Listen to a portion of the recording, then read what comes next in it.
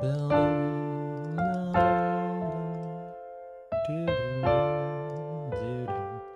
Plapouja, comment vas-tu? Comment s'est passé ce week-end? Il a fait venteux aussi chez toi? Ouais, parce qu'on a eu une sorte de... pas tempête, mais bon... Ouais, du coup, le week-end, météo, c'était un peu compliqué quand même.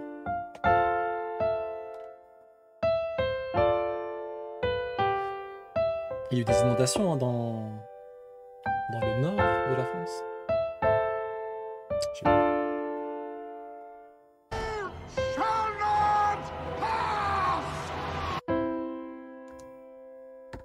Et on commence par, comme d'habitude, hein, l'IA et ChatGPT dans sa version O3, donc c'est la nouvelle version.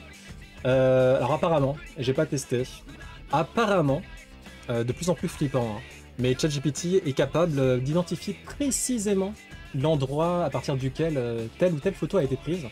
Là par exemple sur le screen, je sais pas si vous voyez bien, mais il y a quelqu'un qui dit est-ce que tu peux deviner où exactement cette personne a pris sa photo?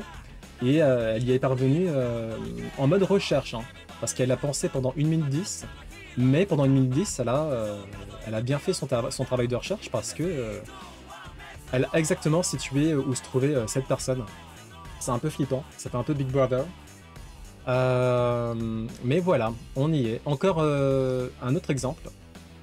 Là, une photo vraiment au milieu de nulle part. Apparemment, il n'y a même pas d'image de Google Street, il n'y a pas de metadata. Il n'y a aucun signe distinctif particulier. Et en 5 secondes seulement, non, en 15, pardon.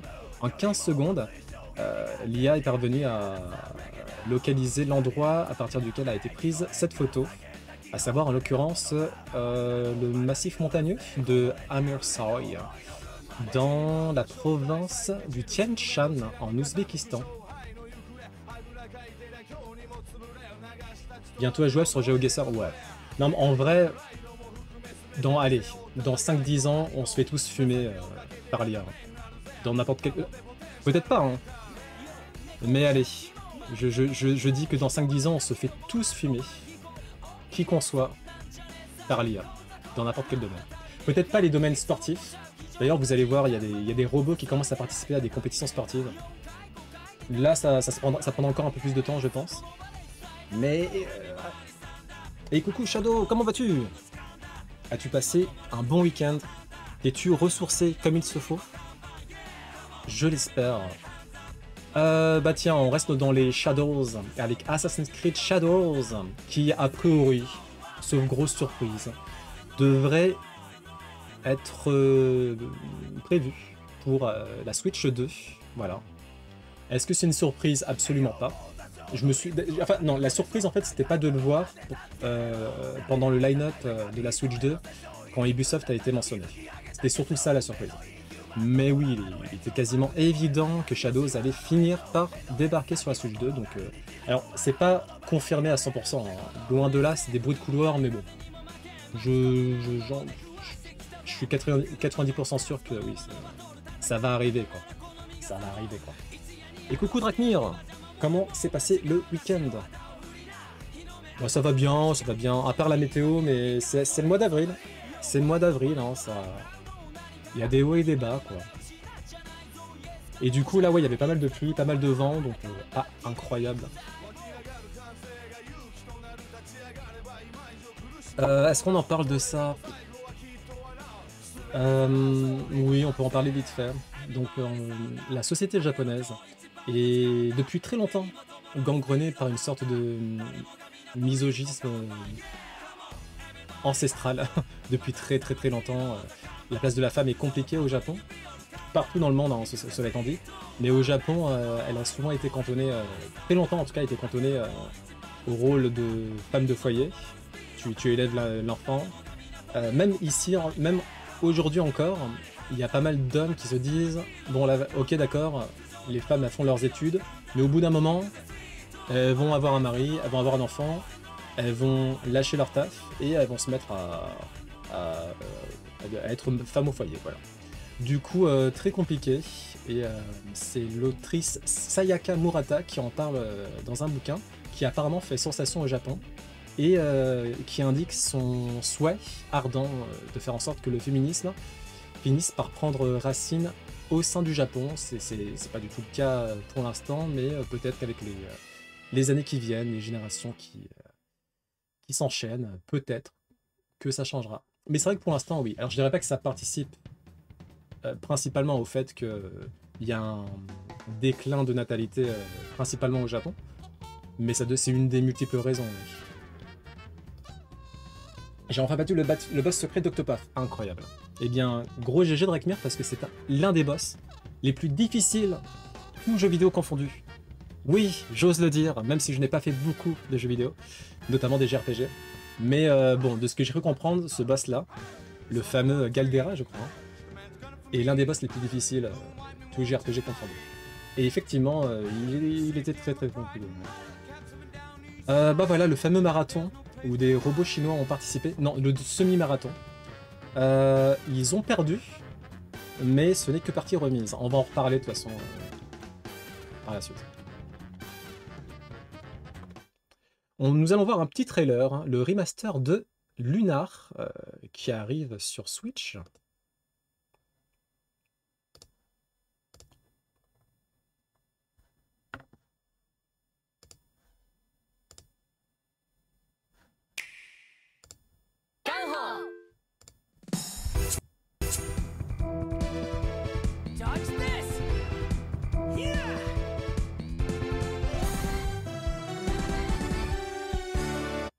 Ça, c'est le remaster, ça?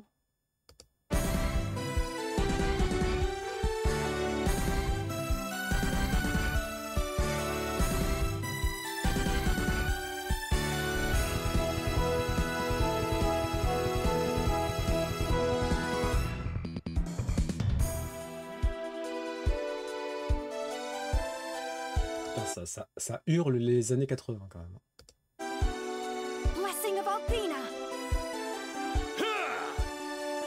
Début des années 90. Ok.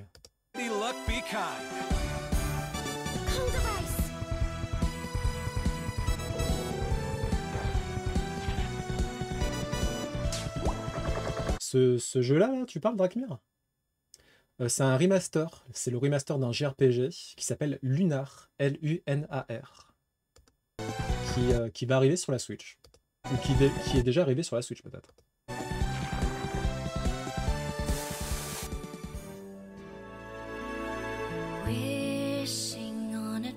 That seems far off, hoping it will come today. Into the starlit night, foolish dreamers turn their gaze, waiting on a shooting star. Check this out! What if that star is not to come? Will their dreams fade to nothing? When the horizon darkens most, we all need to believe there is hope. Is an angel watching closely over? Juste la musique, ça m'a donné envie, moi. Bah, c'est déjà disponible, hein. Je vous passe le lien, si ça vous intéresse. Est-ce que je peux avoir le lien, s'il vous plaît? Bam, badam, bam, bam, badam, badam. Bam, bam, badam, badam. Bon, vous savez quoi? Hop. Je vous passe le nom, et vous saurez quoi faire, hein. Lunar Remastered Collection.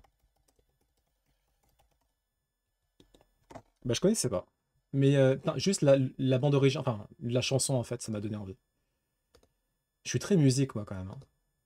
Je suis très, comment dire? Je suis très stimulé par la musique quoi.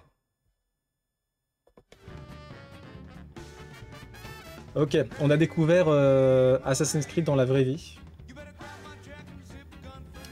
Ce bonhomme. Je sais pas pourquoi les vidéos sur Reddit, elles sont vraiment de mauvaise qualité, quoi.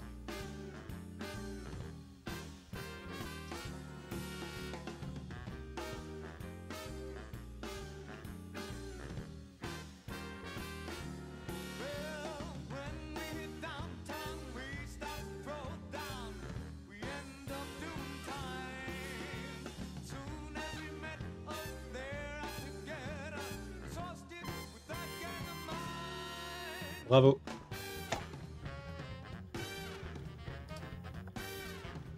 Ah bah tiens, le marathon. Le marathon, donc c'était le marathon de Tiangong. Et bah, c'est une première, hein. C'est un record mondial. Le premier robot humanoïde qui a fait un semi-marathon à Pékin, du coup. Il a fallu 3 batteries pour qu'il parvienne en moins de 2h30 minutes.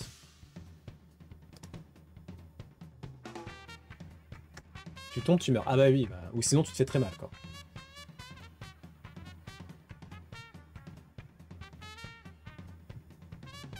Ah, il n'y avait pas que ce robot-là, d'accord. Donc il n'y en a qu'un seul qui est parvenu. Ah oui, tiens, Kong Ultra, c'est le nom du robot. Ok, ok. C'est quand même un truc de fou. Je sais pas si vous vous rendez compte. En tout cas, moi, j'ai du mal à m'en rendre compte.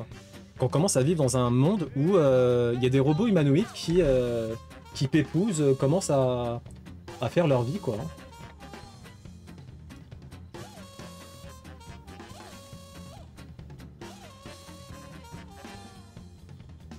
Mince. Bon, la vidéo, il y a un petit problème. Bon, bref. C'est ce robot-là qui est parvenu, quoi. J'ai commencé DS3, j'avais la trilogie sur PS4.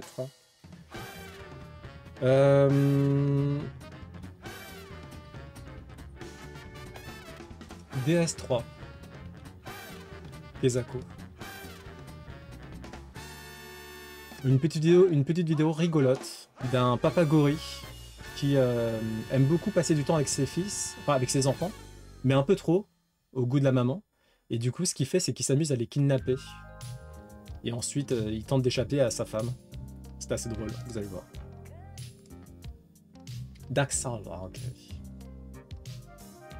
Et du coup, t'avais déjà fait le premier et le deuxième.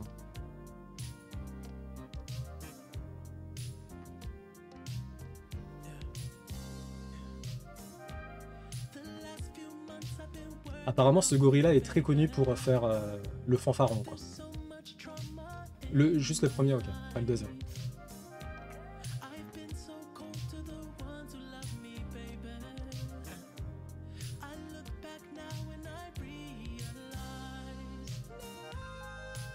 Et pourquoi t'es pas allé jusqu'au bout du deuxième?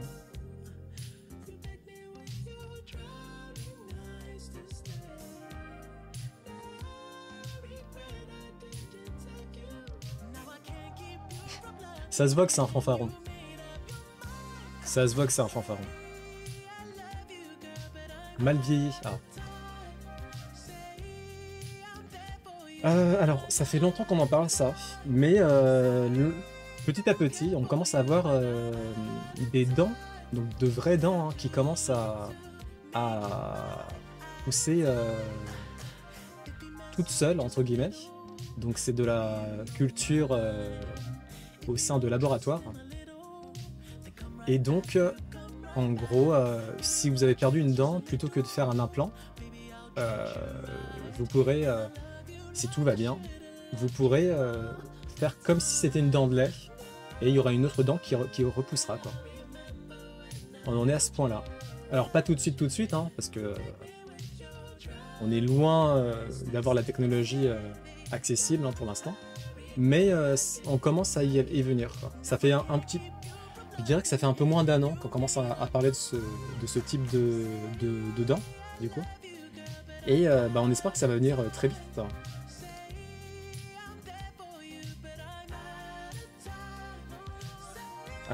Petit conseil pour celles et ceux qui auraient du mal à séduire leur crush. Observez bien.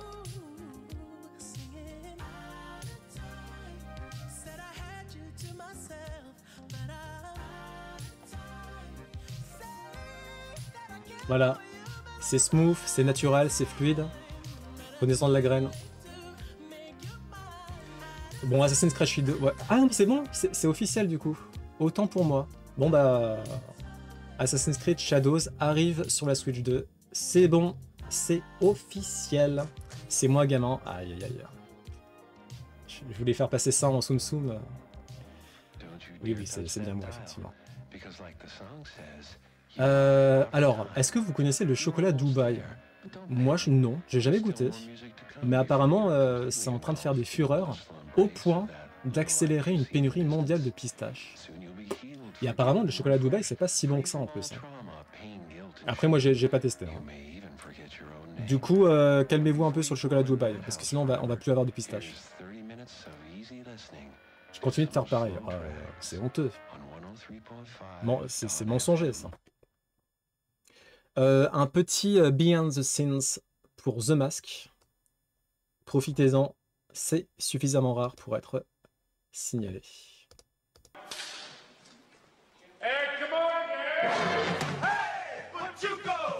Hey, from 43, hey, the man is coming for me, hey, and blue and white me want tonight. Hey, see them a pride, and the cats living down east side, hey, or maybe just my friends too wide.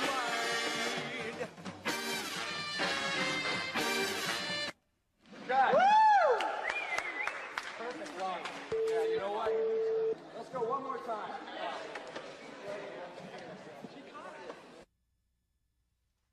Hey, Mark. See you, Mark. Lots of fun. Later.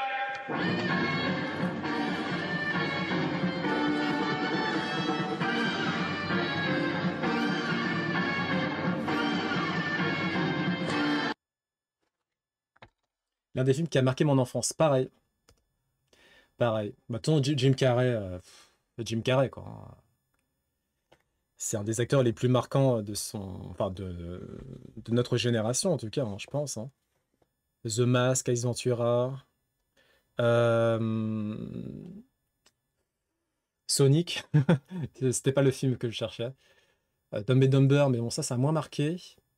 Merde, il s'appelle comment le film où il joue un rôle sérieux, là, où il se fait filmer dans un monde factice. C'est peut-être son film le plus abouti, hein, celui-ci. Il y a celui avec Kate Winslet aussi qui est super bon. Truman Show, voilà, Truman Show.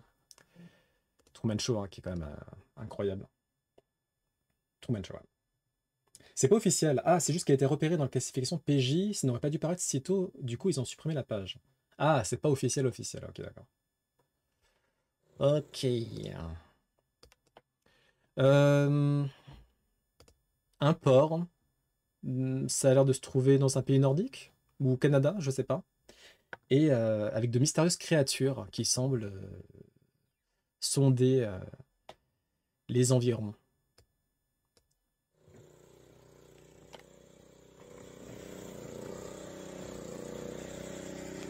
He's right there now. He's coming up right here, dude.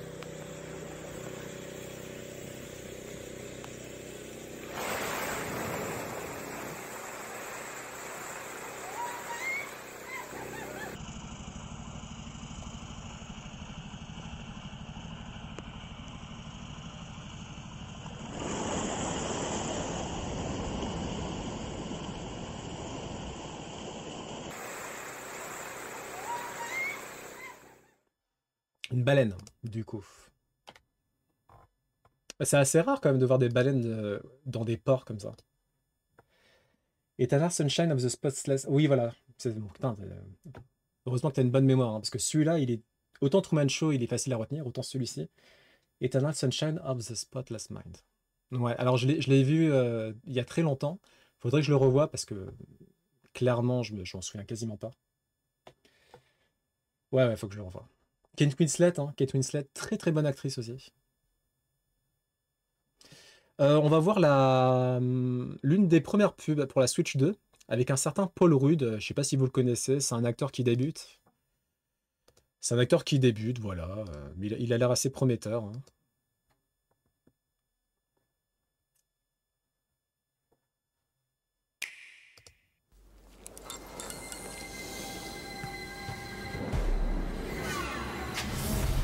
When you decide to step up to this kind of play, this kind of fun,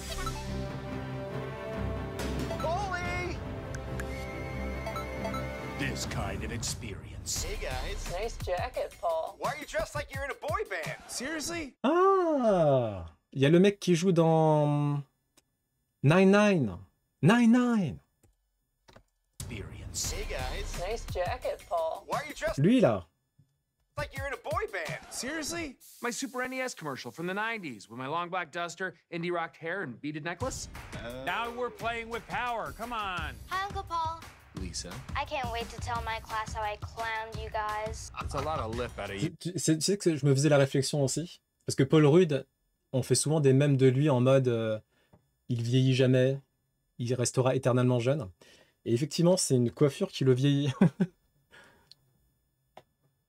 Là, on se rend compte qu'il a son âge plus ou moins, quoi. Lisa. Time for our thumbs to do the talking. Let the games begin. Lisa, how are you going that fast? You don't even have an actual driver's license. Let me show you a little something I learned in the 1900s. You can ride rails now. I'll be honest with you, that was purely accidental. You boomers are cute, but you're gonna lose. Don't be so sure, Lisa. I take tons of supplements. She's on a wall. She's on a wall. Lisa, get down. You're not allowed to be up there. My head is a burger, and you know what that means? I don't exactly. It means something good. No. Yes! Lisa! I'm gonna feel that tomorrow. You know, guys, it's nice playing with power, but this is better because now we're playing together. Super together. Uh-oh. He's doing a voice. Nintendo Switch 2.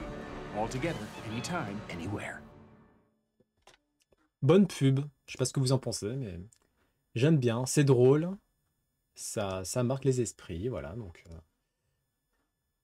nice.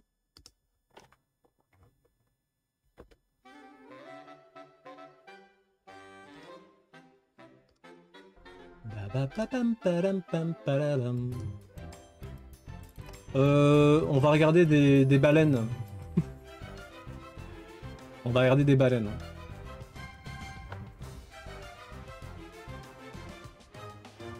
Grave. C'est grave stylé.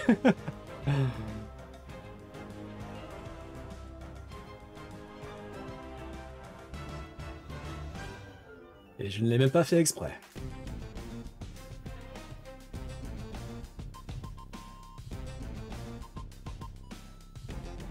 Putain, mais c'est ouf, hein. C'est eux, hein, les animaux les plus grands de toute la planète. Hein.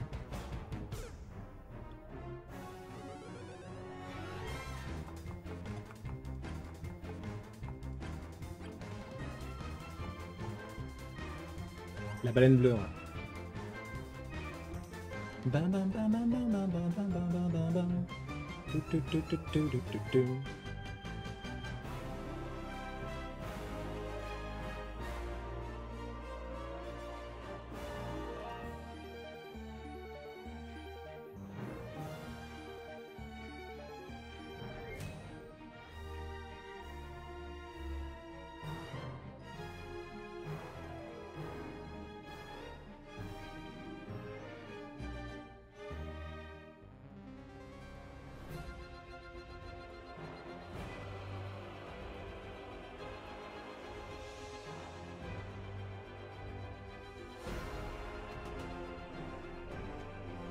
Stylé.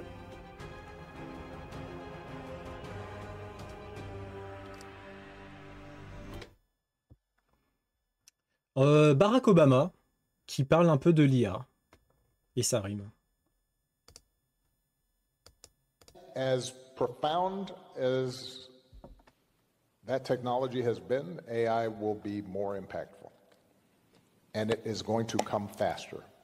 To some degree, it's an extension of this long trend towards automation, but it's not now just automating,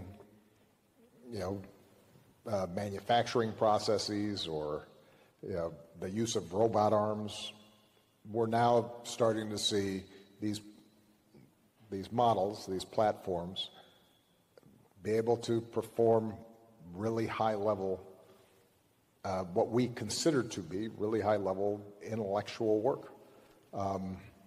So already the current models of AI, they can code better than, let's call it 60, 70% of coders. Alors, je sais pas si on en est tout à fait là, parce que on dit quoi, le codage?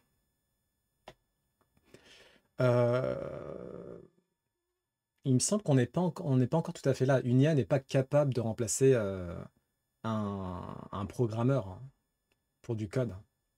Ah, je pense que oui, un programmeur, un développeur avec assisté d'une IA, enfin qui se sert d'une IA et qui sait l'utiliser, peut remplacer plusieurs programmeurs, mais une IA qui remplace totalement euh, des codeurs, on va les appeler comme ça. Je crois qu'on n'en est pas encore là, mais bon, dans tous les cas, c'est vrai que oui, ça, on finit par y venir, ça c'est certain. Now, we're talking Donc ce qu'il disait, c'est que bon, bah, il y a eu plusieurs révolutions au sein de l'histoire, notamment la révolution industrielle, avec l'arrivée des premières machines à automatisation, enfin des premières, comment dire, des premiers processus d'automatisation qui ont permis de remplacer les ouvriers à la chaîne, notamment. Et là, maintenant, on commence à voir des machines qui commencent à remplacer des métiers non manuels, hein, donc des métiers dits intellectuels. Hein. Euh, Est-ce que c'est les métiers à col blanc? À chaque fois, je me trompe, ça. Est-ce que c'est les métiers à col blanc dont il s'agit? Dans tous les cas, oui, c'est les fameux métiers où on est derrière son ordinateur hein, et on bosse, voilà, on bosse toute la journée. Eh bien, ces métiers-là commencent à être effectivement remplacés par l'IA petit à petit. Et bah, c'est important d'en parler. C'est important d'en parler quasiment tout le temps, en fait, parce que une des spécificités de l'être humain, c'est de ne pas se sentir concerné jusqu'au moment où bah, l'impact il est vraiment direct, et là, on s'en rend compte. Mais tant que ça ne nous concerne pas directement, on a tendance à faire la sourde oreille ou faire l'autruche, entre guillemets. Et du coup, c'est important qu'on ait ce genre de figure, Barack Obama, ancien président des États-Unis, qui en parle et qui nous invite enfin nous invite, nous on peut rien faire, hein, mais invite les gouvernements à se pencher sur les futures solutions en cas de grosse révolution amenée par l'IA qui remplacerait énormément d'emplois, donc qui détruirait des emplois, hein, et qui n'en créerait bon, bah, que très peu hein, en contrebalance. Donc oui, c'est important, ce genre de parole. highly skilled jobs that pay really good salaries and that up until recently has been entirely a seller's market in Silicon Valley. A lot of that work is going to go away. The best coders will be able to use these tools to augment what they already do, but for a lot of routine stuff, you just won't need a coder because the computer or the Ok, bon finalement oui, ça va, bah, c'est ce que ouais, il a dit de bien meilleure manière ce que j'ai dit. Euh, Ouais, ok. machine will do it itself. That's going to duplicate itself across professions. So it may be that everybody now, not just blue collar workers, Ah, donc c'est les... Ok, d'accord, attends. L'école bleue, c'est les ouvriers, les métiers manuels. L'école blanc, c'est les métiers dits libéraux, dans les services, quoi. L'industrie des services, plus ou moins. just factory workers, are going to have to figure out, you know, where do I get a job? How do I get enough income to feed my family? Revenu universel. All of us will be facing some questions about we're producing a lot of stuff. How do we distribute it? And what's fair and what's not? And how do we get purpose and meaning in our lives? Ah, malheureusement, ça ne va probablement pas être l'optique qui va être prise. En tout cas, elle sera sûrement prise, mais trop tard.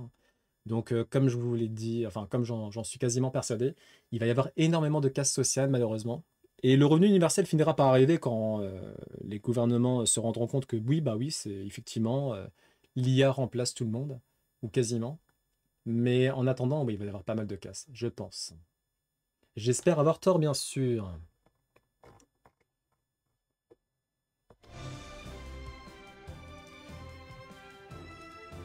Ah oui, donc en fait, en ce moment, le gros référentiel qui est utilisé pour faire en sorte qu'une IA soit considérée comme vraiment performante, c'est la complétion de Pokémon bleu et rouge. Pour l'instant, c'est pas ouf. C'est pas ouf. Il y a Claude qui a essayé. Claude, c'est l'IA de Anthropic. Mais bon, au bout d'un moment, elle a fait n'importe quoi. Et donc là, on a Gemini 2.5 Pro qui est un peu considéré comme la meilleure IA pour l'instant, du moment. Donc c'est Google. Quand on est apparemment au 5e badge. Alors c'était il y a combien de temps ça? C'était il y a 2 jours. Donc peut-être qu'elle est... Elle a peut-être son 6e badge, son 7e badge, va savoir. Dans tous les cas, on voit que là, en fait, je pense que c'est un très bon référentiel. Parce que le moment où une IA sera capable de speedrun par exemple un jeu, admettons speedrun Ocarina of Time, là on pourra se dire ok, c'est bon, l'IA elle est vraiment devenue performante de folie. Pour l'instant en fait vous pouvez voir, bon voilà quoi, là le 5e badge, le badge des esprits, des Pokémon Spectre. Donc, on en est quasiment à la 500e heure de jeu. Et l'IA, elle est parvenue qu'à ça. Donc, autant vous dire que bon, il y a de la marge quand même. Hein. Il y a encore de la marge. Hein. Donc, le jour où une IA sera capable de, voilà, de finir Pokémon dans des temps humains, on pourra se dire, ok d'accord, on vient de franchir un nouveau cap. Pour l'instant, on n'y est pas encore. Hein. Alors ça c'est assez marrant, ça se passe en Chine, et en fait, pour un prix apparemment raisonnable, vous pouvez louer des centres commerciaux et vous adonner avec vos amis, avec vos camarades, à des parties de softball. Donc c'est assez rigolo.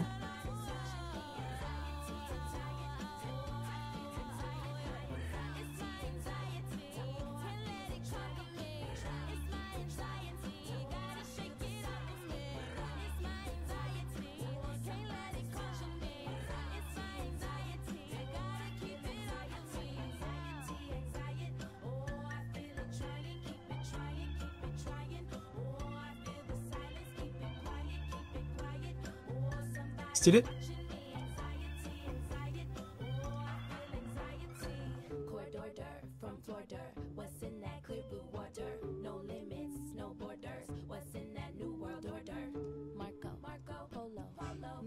Ok, qu'est-ce qu'il me fait lui?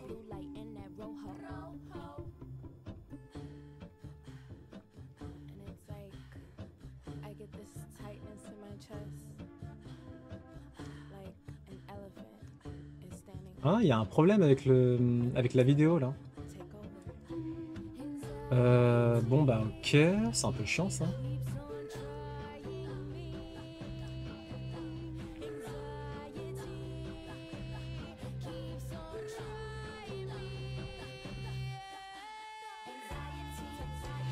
Alors, un post d'une personne qui se demande si c'est normal d'avoir un ou une partenaire imaginaire. On va le lire ensemble. Je m'explique. Depuis 2 ans, je suis en couple avec une personne que je me suis imaginée. Un peu comme un ami imaginaire, mais dont je suis amoureuse. Le problème, c'est que non seulement je n'ai jamais vu personne en parler, et que j'ai peur d'avoir une maladie, mais en plus de ça, je suis une adulte. J'ai fait des recherches, mais le problème, c'est que j'ai l'impression d'être la seule à être dans une telle situation. Je ne sais pas quoi faire et je sais qu'au fond j'ai peur de mettre fin à cette relation. J'ai vu que ceux dans des situations similaires ont font un bonus. Ils ont quand même une vie amoureuse et sexuelle, mais ces sentiments ne durent pas longtemps. Or, comme je l'ai dit, pour ma part ça fait déjà 2 ans et c'est pas prêt de changer, je n'ai pas d'activité romantique et sexuelle. Et cette relation m'a quelque part coupé toute attirance pour les personnes réelles.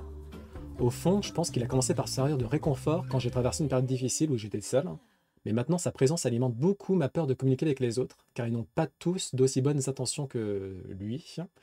Et j'ai peur, donc lui entre guillemets, hein, et j'ai peur que les gens me blessent. mais c'est pour moi aussi quelqu'un avec lequel je passe tous mes moments, je mange avec, je voyage avec, je fais des sorties avec, un peu comme un vrai partenaire, et à cause de ça, je m'isole de plus en plus. Quand je relis ce post, je me rends compte qu'il est bizarrement formulé, j'espère que vous arrivez à comprendre. Et j'utilise un compte secondaire pour garder la distraction, c'est normal que celui-ci soit vide. Alors, est-ce que c'est normal d'avoir un partenaire imaginaire? Après, qu'est-ce qui est normal, qu'est-ce qui est pas normal? Selon la normalité, c'est-à-dire la plupart des personnes qui peuplent cette planète, oui, on peut considérer que ce n'est pas normal d'avoir un ou une partenaire imaginaire, surtout quand on est adulte. Je sais pas pour vous, mais moi quand j'étais enfant et allez, on va dire préadolescent, j'avais des partenaires imaginaires aussi. Hein. Oui, j'en avais. Et pas qu'une, hein. Les princesses Disney, ça y allait. J'avais parfois des amis, carrément des amis imaginaires. Parce que oui, j'ai toujours eu une imagination très débordante, quoi. Un peu trop peut-être. Et du coup, ça se matérialisait notamment dans ce genre de situation où j'arrivais à me convaincre que j'étais avec une autre personne, une personne fictive. Très particulier, mais voilà, j'étais plus ou moins gosse, préadolescent quand même. Préadolescent, c'est quand même. Hein. Du coup, je pense que c'est relativement, alors normal.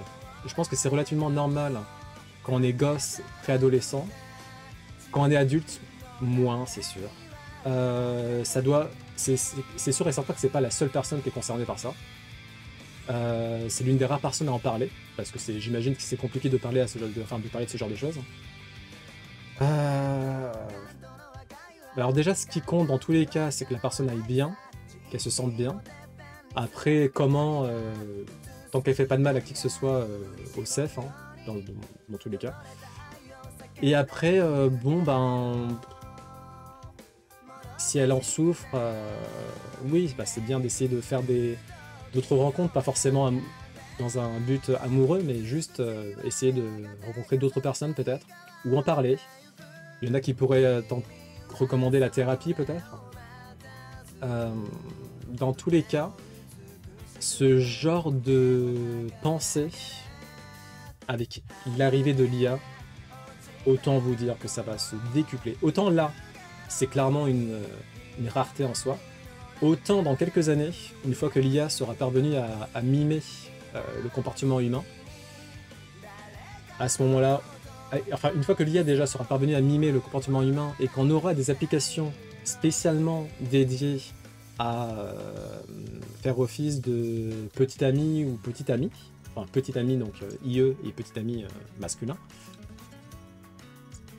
ah bah là c'est sûr que ça va se multiplier, parce que dans tous les cas la solitude elle s'est assez quand même accrue au gré des années, et l'IA va probablement renforcer cet isolement tout en apportant des sources de réconfort émotionnel, hein. Même si tout sera faux, mais ça fera office de pansement, quoi, un bon pansement. Donc voilà, voilà. Est-ce qu'on a des commentaires intéressants? J'ai déjà vécu ça également, mais à un âge plus jeune, mais pendant plus longtemps, entre mes 13 et mes 17 ans. Je vois très bien ce que tu veux dire, je ne suis pas sûr que ce soit un problème psychiatrique, puisque tu sais que c'est faux. Ouais, je sais aussi que ça peut être dur d'arrêter, c'est très addictif, mais honnêtement, je pense que ce serait bien que tu ailles voir un psychologue, ou une psychologue pour t'y aider. Le problème, c'est que comme c'est toi qui crée cette personne et ses réactions, elle ne peut pas vraiment te décevoir. Ou quand elle te déçoit, tu peux la faire s'excuser, etc. Putain, c'est ouf quand même. Dans la vraie vie, l'autre ne lit pas dans tes pensées. Il commet des erreurs et souvent il est décevant. Et c'est comme ça. Je trouve ça très compliqué de rencontrer quelqu'un dans cette configuration parce que personne ne peut arriver à la cheville de la personne idéale qui te connaît aussi bien que toi-même. Surtout au début d'une relation où celle que tu viens de rencontrer ne te connaît pas du tout et même avec toutes les bonnes intentions du monde, tâtonne pour savoir comment réagir. En revanche, pour avoir réussi à m'en détacher et avoir par la suite vécu des relations avec des personnes réelles, c'est quand même beaucoup plus puissant.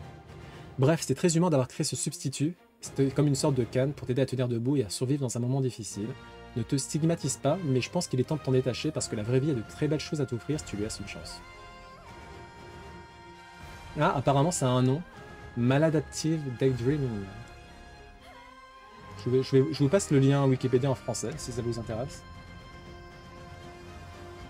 Les troubles de la rêverie compulsive. Le trouble, pardon, de la rêverie compulsive. Ok.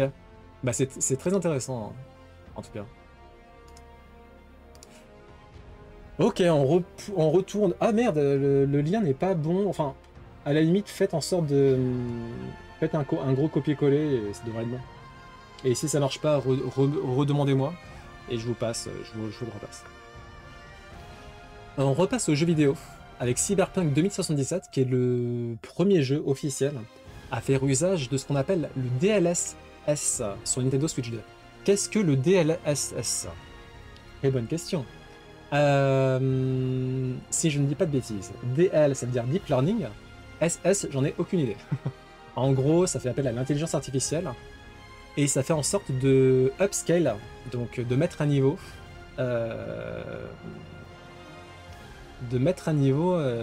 résolution d'un jeu pour qu'il paraisse bien plus beau que ce qu'il aurait été de manière générale. C'est une sorte de booster en termes de carte graphique. Donc là, en l'occurrence, c'est la carte Nvidia qui le fait. Donc, je connais pas le nom de la carte Nvidia en particulier, mais en tout cas, elle a ce processus qui s'appelle DLSS. C'est un truc d'IA. Deep Learning, machin, je sais pas quoi. Coucou Scarecrow, comment vas-tu? J'espère que tu as passé un bon week-end. Là, on parle de la Switch 2. Et, alors, donc en fait, on sait que son processus, enfin, que sa carte graphique sera compatible avec le DLSS, le support DLSS, qui est une sorte de upscale en fait, upscaling, pour avoir une bien meilleure résolution que ce que ça aurait été de base. Et c'est en partie grâce à ça qu'un jeu comme Cyberpunk 2077 sera jouable sur la Switch 2. Donc c'est une très très très bonne nouvelle pour la Switch 2. Très très bonne nouvelle. Et ça permet en fait, avec ce genre de processus, on peut espérer voir de très très très gros jeux, de très très gros portages arriver sur la console. Deep Learning Super Sampling.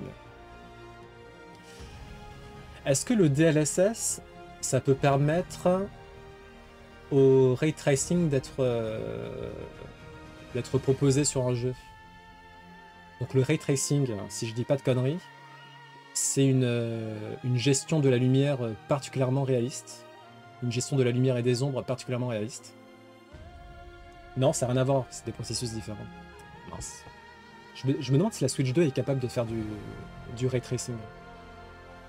Tant qu'ils mettent pas de frame gen. C'est quoi frame gen DLSS qualité, ça va, ok. Bon bah c'est une bonne nouvelle.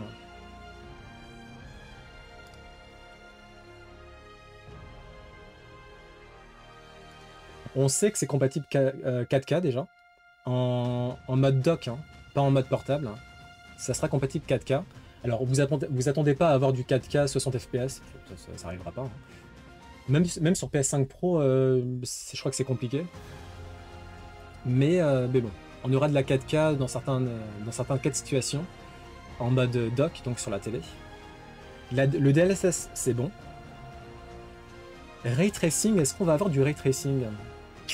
Ça serait bien, Ça serait bien. Bah, en fait, quand je regarde Cyberpunk 2077, il y a l'air d'avoir du Ray Tracing sur le trailer. Au niveau de la gestion de la lumière, des ombres, les reflets sur les flaques d'eau, ce genre de trucs là. Des frames générés par IA pour augmenter le framerate. Ok, d'accord. Et le DLSS, lui, augmente la performance en upscalant avec une résolution plus basse. Et donc, la frame gen, c'est pas ouf, en fait. C'est ça, La frame gen, c'est pas... Le résultat est pas convaincant, quoi. Je connaissais pas le frame gen. Un petit graphique de certains jeux Switch et Switch 2 du coup, qui seront disponibles au courant de l'année 2025. Alors les jeux qui sont déjà disponibles, on a Donkey Kong Returns qui est sorti le 16 janvier dernier, Xenoblade Chronicles X. Shadow, t'as commencé ou pas? L'édition définitive qui est sortie le 20 mars dernier. Metroid Prime 4 Beyond, donc là c'est prévu sur Switch et Switch 2 du coup. Enfin, Switch 2 elle est rétro-compatible donc oui. Metroid Prime 4 Beyond sur Switch et Pokémon Legends ZA qui arrive fin 2025 sur Switch 2, ok. J'ai vraiment du mal à accrocher, c'est dommage. Comment ça se fait? Le FrameGen ajoute du costing, des artefacts, du flou, de la latence. Ah ouais, c'est vraiment nul. C'est mou et c'est moche. Un léger DLS? Ok, là ça va. Bon, bah, On croise les doigts. Mais c'est vrai que de ce que j'ai vu, quand je vois des comparatifs par exemple sur Cyberpunk, ça a l'air d'aller quand même. Ça a l'air d'aller. Les jeux qui seront boostés, enfin qui auront une version améliorée sur Switch 2, avec un meilleur framerate par exemple, une meilleure résolution, on aura Breath of the Wild, Tears of the Kingdom. Notez que si vous avez l'abonnement premium, alors pas l'abonnement qui est à 20 € par an, mais l'abonnement qui est à 40 € par an, pour l'instant, normalement, les mises à jour sont gratos. Donc vous n'avez pas à payer. Par contre, si vous ne l'avez pas, il faut payer. Il faut payer en plus si vous voulez avoir l'édition Switch 2. Quoi. Donc Breath of the Wild qui sort le même jour du lancement, 5 juin. Pareil pour Tears of the Kingdom. On a Super Mario Party Jamboree et son mode bizarre Jamboree TV qui arrive le 24 juillet prochain. C'est quoi elle est pas ouf cette musique là. Ah merde, c'est Fire Emblem. Ah désolé, hein. Je suis pas fan. Je suis pas fan. Hein. Kirby and the Forgotten Land. Ok, qui arrive le 28 août. Pareil en édition Switch 2. Metroid Prime 4 qui sera en édition Switch 2 aussi. Pokémon Legends ZA pareil en édition Switch 2. Et les jeux disponibles exclusivement sur Switch 2, on va avoir Mario Kart World qui arrive le jour du lancement. Donkey Kong Bonanza qui arrive le 17 juillet prochain. Kirby Air Riders qui arrive courant 2025. Hyrule Warriors, donc c'est un... Ah j'ai plus le nom du genre. Un Dynasty Warriors-like. J'ai plus le genre en tête, qui arrive cet hiver du coup, sachant que apparemment l'hiver inclut janvier-février. Donc en fait il pourrait débarquer en début 2026. Quoi. Et on a Drag on Drive été 2025. Je crois que c'est le jeu qui se joue en fauteuil roulant avec un ballon de basket. Là. Un mousseau, merci. Un mousseau. Pour une expérience fluide parfaite, c'est bien. Étant un joueur PC hardcore, j'utilise des émulateurs modés depuis la Wii pour du 60 fps avant tout, mais là, elle est compatible 4K 60 fps, 1080p 100 à 120 fps. Ah, tu parles, attends. Ah ouais, non, tu parles de la Switch 2. Je savais pas que c'était 120 fps 1080p. HDR, VRR. Donc c'est viable sur du matos moderne. C'est quoi VRR? C'est le... Non, c'est pas le ray tracing. Et le HDR, c'est quoi? C'est une meilleure plage de couleurs? Enfin, les couleurs sont plus naturelles, c'est ça? Sont plus vives? Sont plus organiques? Une meilleure plage dynamique, c'est ça, hein. Alors c'est super impressionnant ça je trouve. Donc on a d'un côté Sean Connery, Sir Sean Connery, à l'âge de 34 ans à l'époque, et de l'autre côté Thomas Brody Sangster, également âgé de 34 ans. Et vous pouvez voir qu'il y a une grosse différence quand même. Qu'est-ce qui explique cela? Alors il y a quand même des facteurs externes bien sûr qui expliquent cela. En grande partie, alors je dis des banalités, hein, mais le tabac, le soleil, l'alcool. Après, oui, on peut dire les crèmes de soins, blablabla. Bla, bla, bla.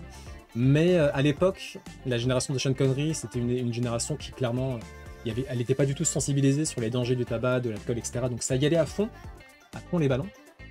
Notre génération, elle est quand même beaucoup plus sensibilisée là-dessus. Et voilà, je pense que ça explique en grande partie la différence physique en fait entre les deux. Après, oui, est-ce qu'il y a un peu de chirurgie? Est-ce qu'il y a des sérums bizarres, je sais pas quoi? Peut-être. Mais dans tous les cas, effectivement, Sean Connery, là, franchement, ouais, c'est...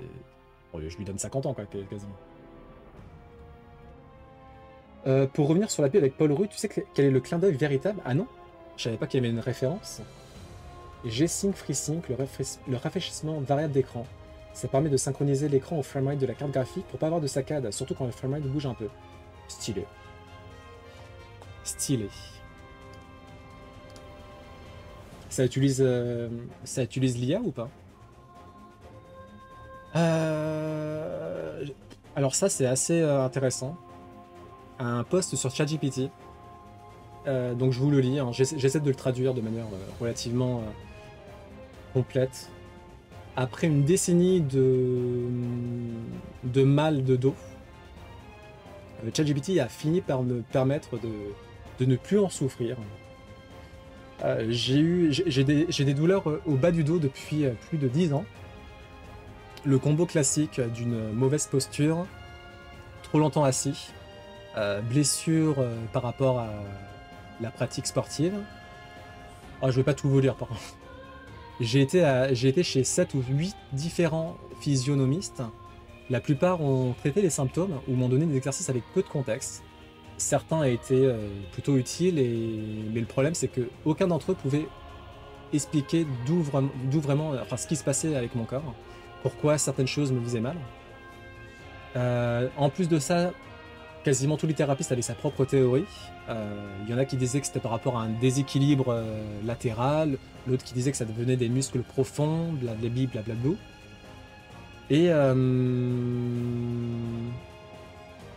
Et du coup, bah c'est à partir de ChatGPT, à force de lui de l'informer en fait, d'informer l'IA de son background, donc de son histoire par rapport à la douleur, ce qui cause la douleur, quel exercice est potentiellement utile ou pas. Et en fait, l'intérêt d'une IA, c'est que vous pouvez lui faire répéter ad nauseam des explications, vous pouvez lui parler à tout moment. Et au bout d'un moment, l'IA lui a demandé, enfin lui a fait part d'une hypothèse, comme quoi peut-être ça pouvait parvenir d'un... Alors attendez, parce que j'essaie de résumer un peu. Ah non, c'est même pas ça, c'est genre...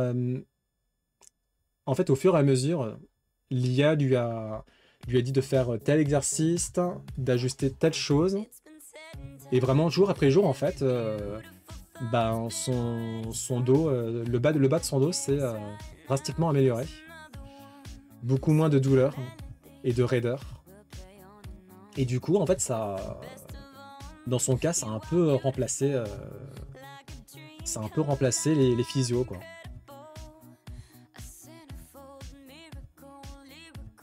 Après, il y a quand même un truc assez important. En parallèle de ça, il a quand même, il suit un plan qui s'appelle Low Back Ability. Je sais pas trop ce que c'est, mais en gros, ça permet de faire un suivi pour les personnes qui souffrent vraiment de douleurs au bas du dos. En fait, c'est pas en mode des douleurs occasionnelles, c'est des douleurs vraiment qui sont permanentes, qui sont compliquées, quoi. Mais du coup, ouais, ChatGPT lui a permis d'articuler tout ça et d'avoir moins mal, ce qui est assez fou, quand même.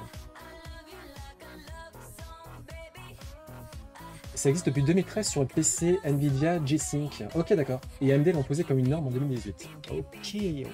Bah merci pour ces infos. Et bon appétit, Shadow. Ok, bon voilà. Hein. Alors moi, à mon petit niveau, hein, j'avais des... C'est pas un problème de santé de fou, mais il y avait un problème depuis 2-3 mois qui était un peu récurrent. J'en ai parlé à ChatGPT et au bout d'un moment il m'a dit c'est pas par rapport à ça, et j'ai fait bah peut-être, et il s'est avéré que c'était par rapport à ça, en l'occurrence probablement consommation de café. Et du coup depuis que j'ai agi là-dessus, j'ai beaucoup moins ce problème, donc ouais. N'hésitez pas, si vous êtes plus ou moins familier avec ChatGPT ou d'autres IA, je dis ChatGPT, mais bon, n'hésitez pas à faire part de vos problèmes de santé, les problèmes de santé récurrents notamment, et vous pourrez être surpris des réponses qui seront proposées encore. Ah, Paul Rudd avait fait la pub pour la Super Nintendo. Oh, mais oui, ça me dit quelque chose en plus. C'est vrai que ça me dit quelque chose. Ah, c'est stylé, c'est trop marrant ça. Le remaster, alors c'est moins marrant mais c'est beaucoup plus épique. Le remaster de Oblivion qui va débarquer. Donc Oblivion Elder Scrolls 4. Et apparemment ça va peser 120 Go. Donc c'est pas mal quand même. Alors moi je connais pas du tout les Elder Scrolls. Hein. Honte à moi, je sais. Mais apparemment c'est Oblivion, il est quand même vénéré par une bonne frange des joueuses et des joueurs. Donc c'est cool. Si ça arrive sur Switch 2, peut-être que je vais y jouer aussi, je sais pas. Alors, le HDR, High Dynamic Range, c'est un format et une fonctionnalité d'écran pour profiter de leur capacité à fond, utiliser les espaces colorimétriques pour des couleurs plus riches et vibrantes, ok. Alors, plus de précision dans les ombrages, moins de gris, meilleur noir, surtout sur les OLED, pic lumineux plus élevé, contrôlable aussi pour l'adapter aux performances de l'écran, avoir des hautes lumières intenses et détaillées, stylé. Sur un QD OLED, par exemple, c'est fou d'avoir ça. Bon bah, ça donne envie. Donc des lumières vraiment ouais, vibrantes, organiques, qui font plaisir à voir. De toute façon, le OLED, c'est dommage hein, que la Switch 2, elle sera pas dispo en OLED. Mais là, je la Switch OLED. Quand je la compare à ma Switch Lite, c'est le jour et la nuit. Hein. Le OLED, c'est la vie. Bah, le OLED, en fait, qui dit OLED, dit contraste noir absolu, en fait. Chaque pixel émet sa propre lumière. Et du coup, c'est magique. C'est magique. Après, l'écran de la Switch 2, il est pas si mal. Même si c'est pas OLED. Ils ont quand même fait pas mal d'améliorations qui font que ça passe. Mais bon, quand la Switch 2 OLED sera dispo, je risque de recraquer. Je vais pas mentir là-dessus. Je vais pas mentir. Le OLED, c'est la vie quand même. Hein. Enfin, une fois qu'on est habitué à l'OLED, c'est quasiment impossible de revenir en arrière. Tout doit être compatible média câble écran. Ok, bon, c'est quand même assez...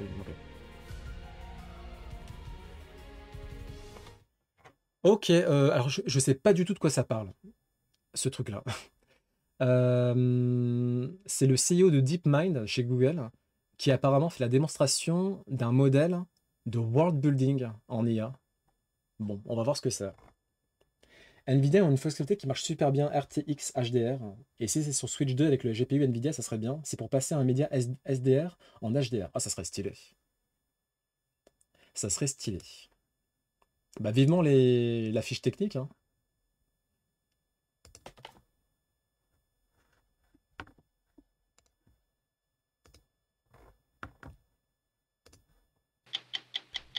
"60 Minutes Overtime." This building across the square looks quite new. What is that? That is the Google London office in Pancras Square. This week on 60 Minutes, we reported on DeepMind, Google's artificial intelligence research lab, where we explored what's coming next with co-founder and CEO Demis Hassabis, a leader in this new world. Hello, Scott. It's nice Je suis sur Zelda, c'est trop bien. Sur quel Zelda en ce moment? to see you again. DeepMind's AI assistant, Astra, can see, hear, and analyze the world around it. It can Coucou Faucheur, comment vas-tu? Ah Faucheur, il y a une petite surprise pour toi. Une petite surprise qui t'attend juste après la fin de la vidéo. Tenue Dark Sasuke Fafa Obscur. Est-ce qu'on voit que... Ah non, on voit pas du tout. J'ai été recruté par la brigade fantôme. La brigade fantôme. Du coup, oui, je suis passé en mode Dark. Hein. C'est mon arc Dark Sasuke au sommet, quoi. Pendant la réunion des 5 Kage, quoi. famous paintings. Bah, ça va bien. Bon, après, voilà, brigade fantôme, etc. T'imagines bien que, bon, il s'est passé des trucs ce week-end, hein. Mais en vrai, ça va, quoi, ça va. Like this one. That is Edward Hopper's automat. And guess what its subject might be feeling. What emotion is she exhibiting? The subject in the painting appears pensive and contemplative. But with a little push, Bon, en gros, oui, Project Astra, on en avait déjà parlé, c'est une IA au stade expérimental développée par Google qui notamment interagit à travers la caméra de votre smartphone, par exemple. À terme, c'est censé être intégré à des lunettes connectées. Et du coup, vous pouvez parler avec elle sur l'environnement qui vous entoure, en fait. Voilà. Vous pouvez déjà le faire avec ChatGPT, mais de manière tellement lente. Vous pouvez par exemple prendre un screen et lui demander, oui, c'est quoi ça, le style de dessin, qu'est-ce que ça évoque, etc. Mais c'est moins interactif, quoi. C'est moins interactif. can do even more. Can you create a story around this picture? It's a chilly evening in the city. A Tuesday, perhaps. The woman, perhaps named Eleanor, sits alone in the diner, enjoying a warm cup of coffee. Have you found yourself saying, I didn't see that coming? It's happened many times, actually, since the beginning of DeepMind. And Astra. Donc là, il a demandé à l'IA de créer une histoire autour du tableau. Et elle y est parvenue avec plus ou moins de succès, quoi.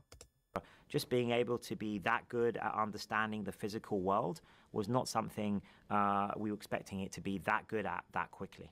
While reporting this story, we learn more about the strides DeepMind. Coucou Feno, comment vas-tu? Bah, ça va bien. On est en train d'apprendre de nouvelles informations sur le projet Astral de Google. Donc c'est une IA qui est capable de visualiser et d'analyser ce qui se passe en temps réel à travers la caméra de ton smartphone, par exemple. Et bon, c'est assez impressionnant, oui. En fait, on avait déjà évoqué le sujet, mais apparemment, il y a du nouveau sur ce projet-là. 75 centilitres de vodka. Le week-end dernier, là? Putain, mais c'était projet X ou quoi? Ah bah oui, il faut faire gaffe, hein. En plus, on parlait de Sean Connery à l'âge de 34 ans. On l'a comparé avec un autre acteur de 34 ans. Et franchement, Sean Connery, on aurait dit il a 50 ans. Et l'autre acteur, il était très jeune. Et ensuite, on s'est demandé pourquoi. L'alcool. Alcool, cigarette. Alcool, cigarette, soleil. Donc si tu veux pas ressembler à Sean Connery à 34 ans, il faut drastiquement réduire la consommation de vodka. Has made with AI that can produce images, videos, and Ok, bah ça va, ça va. even three-dimensional worlds. 2 years ago, we were shown a technology that could create videos with simple text prompts like Golden Retriever Donc il y a 3 ans, oui, les premières vidéos générées par IA, with wings. c'était pas foufou. Oh, look at that. Since then, it has taken a massive leap forward. It's just a way clearer. Voilà, aujourd'hui on en est là. Donc l'IA de Google qui génère des vidéos, elle s'appelle VO2. VEO2. More detailed image. And the snowflakes sort of falling And on the him and collecting snowflakes as well. falling. Director of Product Management Tom Hume showed us this model called VO2. It recreated the fantastical scene of the Golden Retriever, but with astonishing photorealistic detail. It even knows how wings flap, like how it would flap in the air. It's pretty realistic here. Eventually, Ouais, bon, ça on a déjà vu. As Jack Parker Holder wanted to show us Genie 2, a world model that uses images to create interactive 3D environments. Ok, donc là on commence à... Now we are talking. Alors apparemment, c'est une IA qui a généré un monde en 3D, un monde interactif en 3D, donc une sorte de jeu vidéo, un mapping 3D. This is a photograph taken by someone in our team somewhere in California. And what we then do is ask Genie to convert this into an interactive world. So we prompt the model with this image, and Genie converts it into a game-like world that you can then interact in. Every further pixel is generated by a generative AI model. So the AI is making up this scene as it goes along. Exactly, yes. Someone from our team is actually playing this. They're pressing the W key to move forwards. And then from that point onwards, every subsequent frame is generated by the AI. Parker Holder told us these models could eventually train AI agents to accomplish tasks in these environments. We've created this world with 3 different arches, where on the left we see some nice plants. In the middle, it's an opening which we don't quite know what's in there. And on the right, there's a staircase. And rather than a human playing, we take one of our most capable AI agents and we say, can you actually go up the staircase for us? And as it's climbing the stairs, the Genie world model is creating the world around it on the fly instead of a map. Donc il crée le monde à la volée en fait. Bon, pour l'instant, c'est pas les graphismes, voilà quoi. Mais au niveau technique, c'est vrai que c'est très impressionnant. Je rejoins l'émerveillement de Faucheur. Imagining what's up there.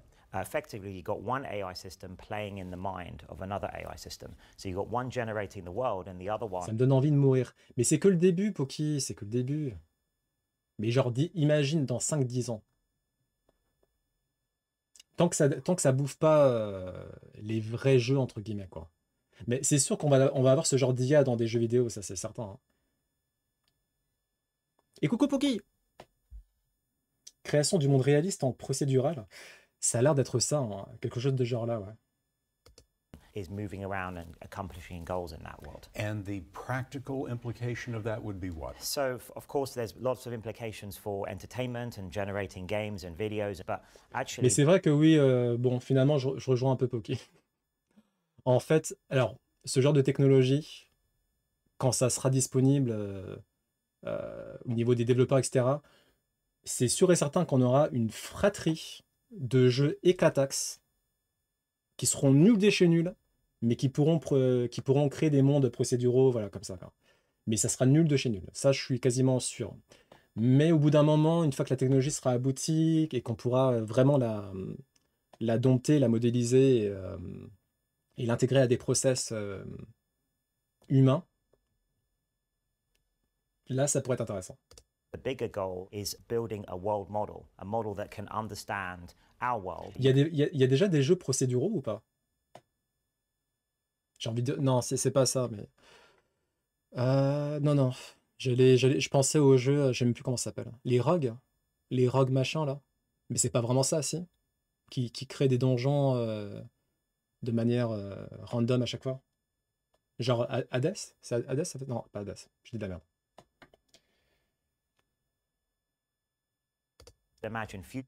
Ah, Minecraft. Minecraft fait du procédural. Bah, Minecraft, c'est bien, non? No Man's Sky aussi. Ah oui, c'est vrai que No Man's Sky, ils font ça. Les roguelites, ça fait ça aussi? C'est du procédural ou pas? Ou je dis n'importe quoi? Bah, dans Persona 5, le Memento, c'est procédural aussi, du coup. Version creating almost an infinite variety of different simulated environments which the AIs can learn from and interact in, and c'est encore très basique. Dans Hades, oui. Then translate that to the real world.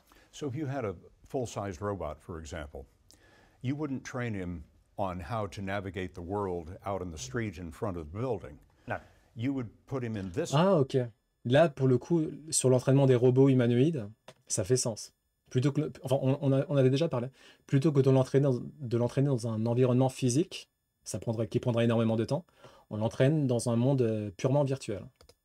Scenario, so that he could figure out how to climb stairs. That's right. It's much harder to collect data in the real world, much more expensive, much slower. For example, robotics data. But in simulator worlds, you can sort of collect almost an unlimited amount. We wondered if Google could use the trove of geographic data J'ai l'impression de regarder un épisode de Black Mirror un peu quand même. That's at its fingertips to advance this technology. Google has access to almost infinite data. You've got Google Maps, you've got Street. T'as un peu rien à faire de concret. Je sais pas si je pourrais aimer, moi. Genre Minecraft. Après, je sais que Hades, c'est un très bon jeu. Ça, je le ferai. Hades, je vais le faire, c'est sûr. Mais genre Minecraft, à chaque fois que je vois le jeu, je suis en mode... je suis pas sûr que ça soit ma cape. Hein. Persona 3 sur PS2, c'est du procédural très minimal. Ok, d'accord. Très minime. Ok. View. You've got Google Earth. Petite dédicace à l'émote God Tier, oui. L'émote qui invoque des esprits. Hein. Oui. Bah, j'étais comme ça quand j'étais petit, effectivement. Oui. Would all of those data be collected together in order to train AI agents? That's what we're exploring at the moment, actually, Coucou Willow, comment vas-tu? Eh bien, bienvenue sur la chaîne. On est en train d'en apprendre un peu davantage sur une IA procédurale, apparemment, qui est capable de créer des mondes à la volée, notamment pour l'entraînement de robots humanoïdes. Donc c'est au sein de la pause Actu, c'est une émission sur l'actualité. On traite un peu de tout et n'importe quoi.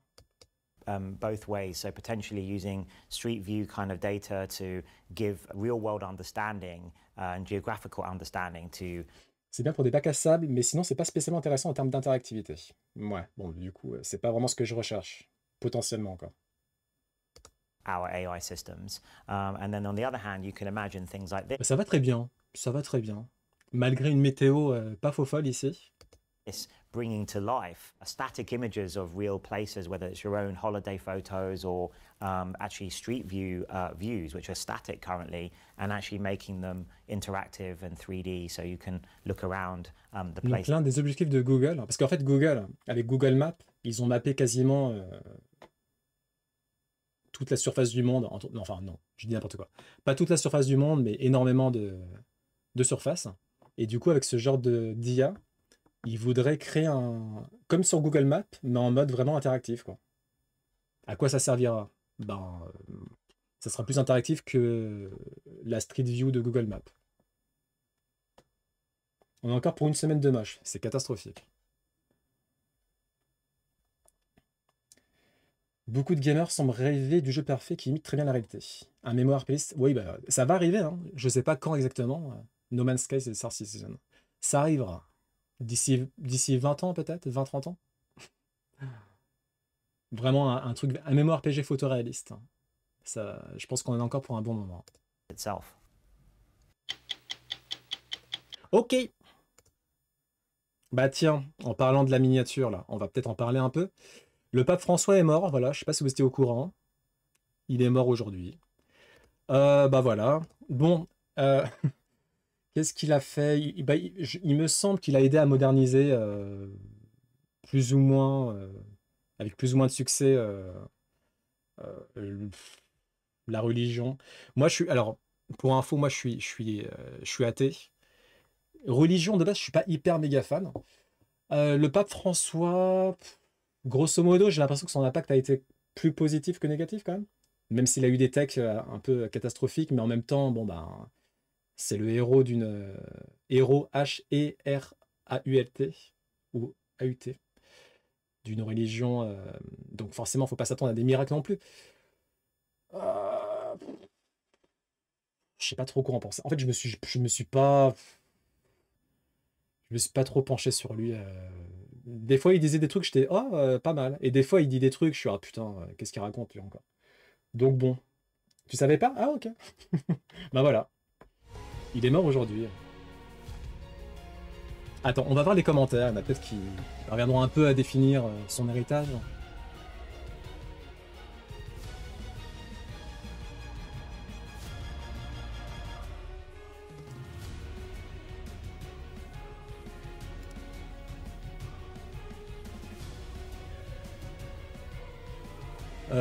Donc apparemment c'était quelqu'un d'assez progressif et il aura apporté plus de positif que de négatif au sein de l'église. Donc à voir ce que fera son successeur. Ouais.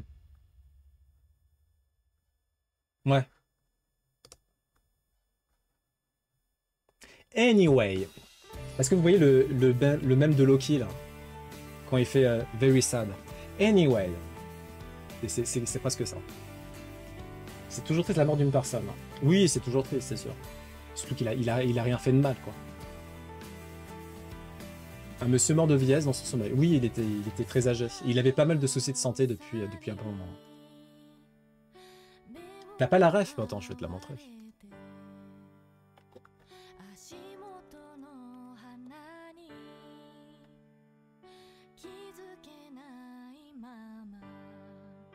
Je sais pas si on voit bien.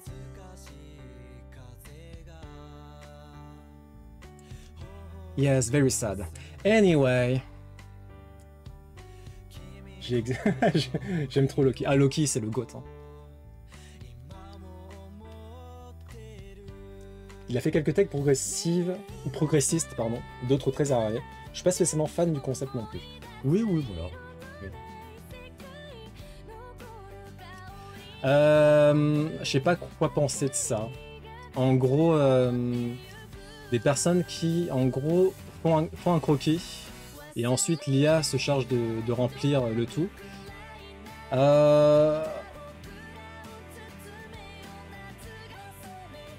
Autant, on avait déjà parlé d'artistes qui intégraient vraiment l'IA à leur process, mais de manière beaucoup plus créative. Autant là, je vois pas trop la plus-value. Ça peut permettre de faire un jet, mais est-ce que c'est considéré comme artistique? Non. Non. Ouais, pour le coup, pas trop fan de ce genre de process. Surtout si on le considère comme artistique, parce que moi-même qui génère des visuels, IA, c'est pas du tout artistique. C'est un peu le contraire de l'artistique. Ce genre de choses, pour moi, c'est un peu la même vibe. Et après, il y a d'autres artistes qui font de belles illustrations et qui intègrent l'IA dans des workflows, mais de manière beaucoup plus sensée. Et là, je trouve ça intéressant. Là, pour le coup, ça... pas plus que ça. Non. L'IA, en général, me donne beaucoup d'anxiété. Bah, tu fais bien, Willow. Tu fais bien. Tu fais bien. Parce que l'IA va... En vrai, hein, j'éteins même la musique. Hein. L'IA... Il y a Barack Obama qui en parlait, là. On l'a vu, enfin, on a vu une interview de Barack Obama qui en parle. Et il est en train de dire, grosso modo, ce qu'on sait quasiment tous. Hein. Bon, l'IA va tous nous remplacer au bout d'un moment, quoi. Ça... Allez, 5, 10, 15, 20 ans. Mais ça... Voilà, on y arrive, hein. On y arrive dans quasiment tous les domaines. C'est pour ça qu'il faut qu'on se prépare, en fait. Mais le problème, c'est qu'on va pas se préparer du tout. Et je pense que ça va être assez violent, la casse sociale, malheureusement. C'est un désastre écologique, oui, effectivement, aussi. Après, l'IA ne va pas partir quoi qu'il en soit. Maintenant qu'elle est là, elle va rester là. Et alors, à notre échelle, on peut s'y adapter, mais bon, ça reste une échelle individuelle. Les gouvernements, malheureusement, à mon avis, ne vont pas du tout s'y adapter. Et je pense qu'on va avoir énormément de casse sociale, notamment au niveau de la destruction d'emplois, en fait. Genre, le revenu universel, typiquement. Je pense que ça arrivera, parce qu'à un moment donné, on n'aura pas le choix. Mais il va y avoir tellement de casse sociale avant. Ça va être... je pense que ça va être dramatique. Ça risque de faire beaucoup de dégâts, à mon avis.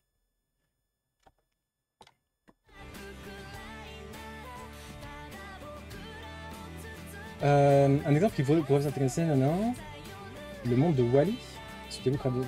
Ça symbolise. Je cherche tous les noms, blablabla. Je ne vais pas utiliser l'IA pour ça. Tu vas rester maître de ta création exactement comme ça quand passer d'un univers bien à soi. Ah, mais l'IA, elle est très impressionnante. Hein. Même. Alors, elle est pas évidemment qu'elle n'est pas humaine. Hein. J'ai des amis qui s'en servent comme. Qui l'admettent volontiers, hein, qui s'en servent comme thérapie personnelle. Hein. Y a ChatGPT 4.5 notamment qui parvient à mimer de manière assez confondante l'être humain et la palette des émotions de l'être humain. Donc en soi, à l'heure d'aujourd'hui, ça peut donner l'illusion effectivement d'avoir affaire à un humain. Est-ce que c'est une bonne chose? Est-ce que c'est une mauvaise chose? Alors d'un point de vue environnemental, effectivement, c'est une catastrophe.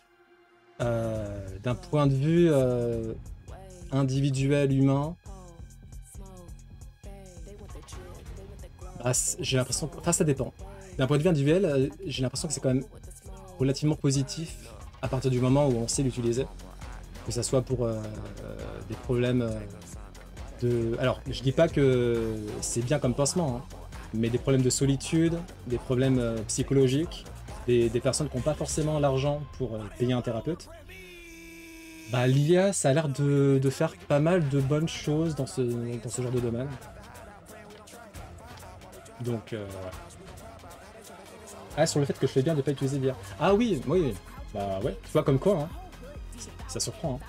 Hein. Tu vois, ouais, j'ai des amis qui font ça. J'en ai deux. Alors, c'est pas non plus, il n'y en a pas énormément, hein. Mais il y en a deux, sachant que j'ai pas beaucoup d'amis de base. Il y en a deux qui font ça. Donc, ouais, c'est assez fou. En fait, ça va super vite. Hein. Ça va super vite. Moi, j'avoue, alors après, voilà, moi, c'est que moi. Hein. Mais moi, je me vois pas parler de mes problèmes à une IA. Après, c'est facile pour moi de dire ça parce que j'ai pas vraiment de gros problèmes, en fait. Donc, j'ai jamais eu de gros problèmes. Donc, évidemment, je ressens pas le besoin d'en parler. Donc, je sais pas. Je sais pas. Après, franchement, j'en sais rien. En fait, tant que je serai pas concerné, j'espère ne pas l'être. Je sais pas trop quoi penser. Mais après, en tout cas, mes deux amis, ça les aide. Hein. Ça les aide au quotidien. On devrait rendre des consultations de psy gratuites et engager plus de psy compétents. Ouais, le problème, c'est qu'il y a une grosse pénurie depuis longtemps. Hein. Et en fait, le problème aussi avec les psys, c'est que j'ai souvenir d'une amie, par exemple, elle a changé 2 fois de psy. Et à 2 reprises, le psy, il était juste... soit il ne lui convenait pas, soit il était éclaté, quoi. Donc, ça aussi, c'est à prendre en compte. Hein. Le problème, c'est pas l'IA, c'est la solitude qui touche les gens. Oui. Enfin, ouais. C'était bien, c'est difficile de se placer. Oui, voilà, c'est ça. J'imagine que si les gens l'utilisent dans ce but, c'est que ça doit apporter du positif. Oui, ça apporte du positif. Hein. Après, moi, un truc de fou, mais j'en avais déjà parlé. Hein. Genre, j'avais des... C'est pas un souci de santé, mais il y avait un problème. J'avais un problème depuis quelques mois. Et je savais pas trop comment diagnostiquer la chose. Du coup, j'en ai parlé à ChatGPT. Et au bout d'un moment, il m'a dit, est-ce que c'est pas par rapport à ça la consommation de café, notamment. Et je me suis dit, ouais, peut-être, effectivement. Donc du coup, j'ai commencé à réduire. Et c'était par rapport à ça. Donc, ouais. Ça peut être très utile. Ça peut être très utile. Sinon... Voilà, je sais pas si vous vous souvenez de cette vidéo. En fait, c'est la première vidéo de YouTube. Ça se passait dans un zoo. Et elle a 20 ans. Enfin, elle a eu 20 ans il n'y a pas si longtemps que ça. Ah non, pas encore. Dans 3 jours. Dans 3 jours, cette vidéo aura 20 ans. Donc la toute première vidéo à avoir été publiée sur YouTube. Et apparemment, cette personne-là, Jawed, est multimillionnaire. Donc voilà, il va bien, quoi. Il va bien. Si vous vous posiez la question.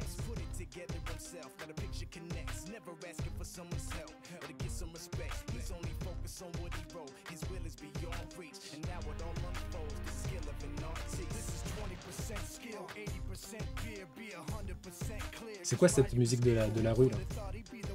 J'aime bien, hein. Mais je l'ai piqué à quelqu'un encore.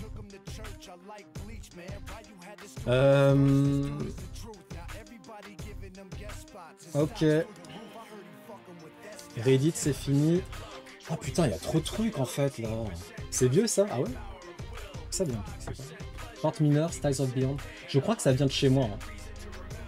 Parce que moi j'aime bien mettre un peu de tout parfois. Là. Je crois que ça, ouais, je crois que c'est moi ça. Ouais.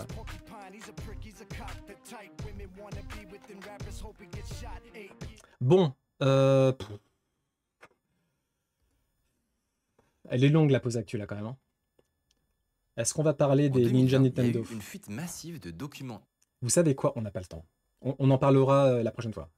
Donc les fameux Ninja de Nintendo, qui dès que vous commencez à faire les fanfarons là au niveau de la propriété intellectuelle, ils vous foncent dessus et hop, c'est fini. On en parlera prochainement parce que bon là, j'avoue, on a un peu trop traîné. Mi at the Zoo a pour code. Ok. Ah ouais, ok. C'était une musique souvent utilisée dans les montages de vidéos YouTube de foot. Putain, mais comment tu sais ça, toi? Est-ce qu'on s'en foutrait pas un peu de ça? Je pense qu'on s'en fout un peu aussi. Allez hop, ça dégage. Par contre, on a un petit commercial, une pub de McDonald's au Japon. Et vous allez voir, c'est assez marrant. Je l'ai regardé à l'époque. Oh.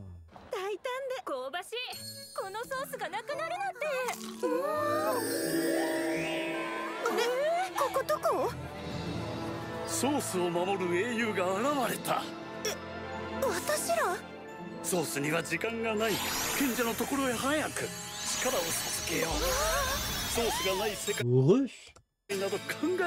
C'est un Isekai McDo. Sauf que là, c'est Wakdo du coup. C'est Wakdonald's.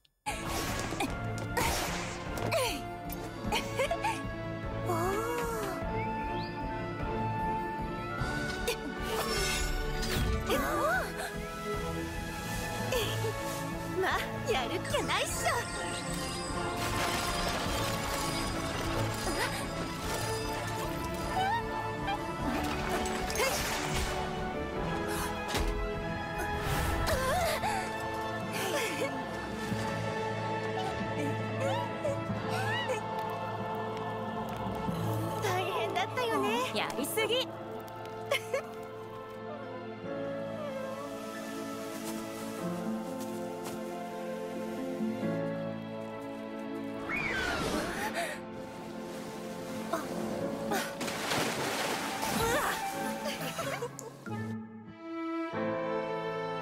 ソースへの執着を捨てるのじゃ。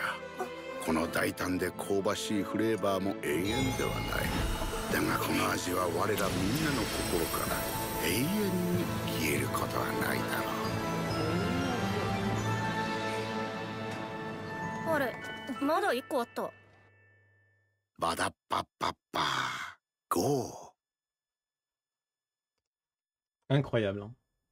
Donc ouais, McDonald's, quoi, c'est une pub officielle. Hein. C'est un autre monde. Ah, mais franchement, le Japon, ils font tout mieux que nous, en fait.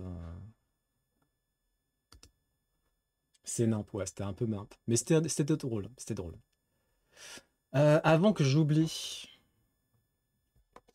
on va faire les séries du moment, là.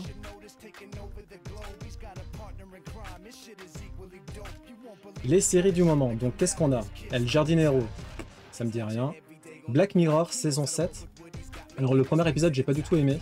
C'est un reboot du pilote de la saison 1. Je vois pas du tout l'intérêt, vraiment c'est un copier-coller le truc. J'ai pas du tout accroché. Épisode 2, très bien. Épisode 3, très sympa aussi. Et mon préféré pour l'instant.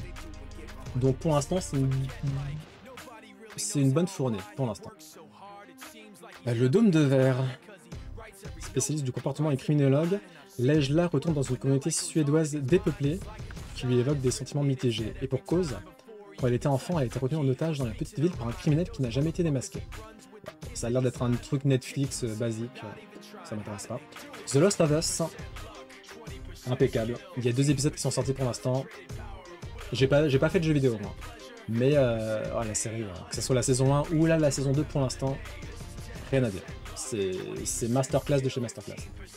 White Lotus saison 3, bah faut que je m'y mette, hein. Apparemment c'est très sympa, comme les 2 premières saisons. Ça on s'en fout, on s'en fout, on s'en fout, on s'en fout aussi.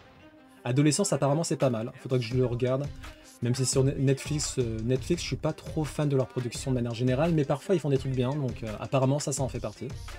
Faudrait que je m'y mette, ouais. Le livre perdu des sortilèges, on s'en fout. Nouvelle vie, on s'en fout. Ah oui, Handmaid's Tale, faut que je m'y mette aussi, la saison finale. Ah, tout, Faucheur.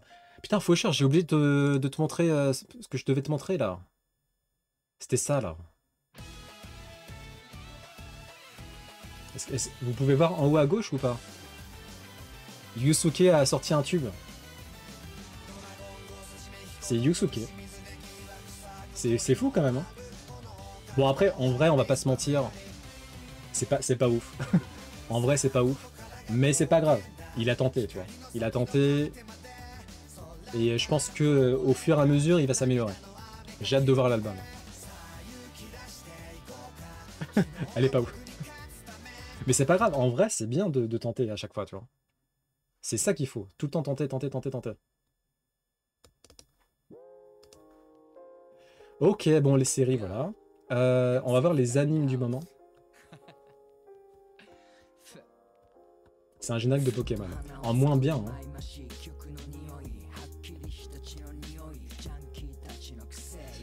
hein. Anime, donc Windbreaker saison 2, toujours aussi sympa. Très bonne production value.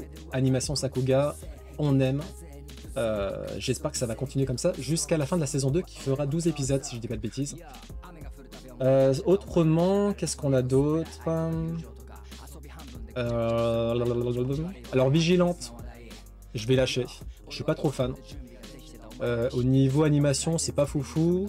L'histoire m'intéresse pas plus que ça. Après, le lore de My Hero Academia en soi, je l'aime bien, mais pas de là à regarder un spin-off, quoi. Donc je pense que je vais lâcher Illegal. Enfin, je vais lâcher Vigilant, pardon.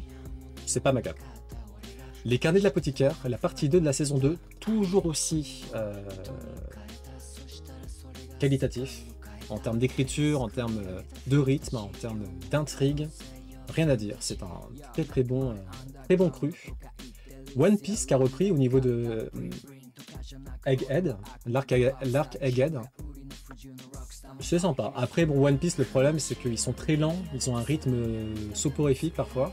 L'épisode de cette semaine, il était un peu soporifique, j'ai trouvé. Mais par contre, le prochain, ça va. Il a l'air d'envoyer en termes de production value, donc ça devrait être sympathique. C'est ça qui est bien avec l'anime One Piece, même si c'est un anime fleuve, les gros passages, généralement, sont réussis d'un point de vue animation, donc ça passe. J'ai lâché les carnets, je sais pas si je vais reprendre. Ah bon, pourquoi? T'as pas aimé? J'ai vu un mec qui s'appelait Faucheur à la Slam ce week-end, j'étais un peu deg. Oui, mais tout le monde sait qu'il n'y a qu'un Faucheur. Donc en vrai, cette imposture, est-ce que ça vaut la peine d'en parler? Le jour où One Piece sera fini, ça va faire quelque chose. Ah bah ça, oui. On a encore le temps. On a encore le temps quand même. Quoi d'autre? Ah, il y a un épisode bonus de Solo Leveling? Attends, what the fuck? Attends, Solo Leveling, ça a repris? What? Ou alors c'est un épisode bonus? Putain, je suis même pas au courant de ça, moi. Je vais juste checker mon site, parce que je faisais les reviews de Solo Leveling.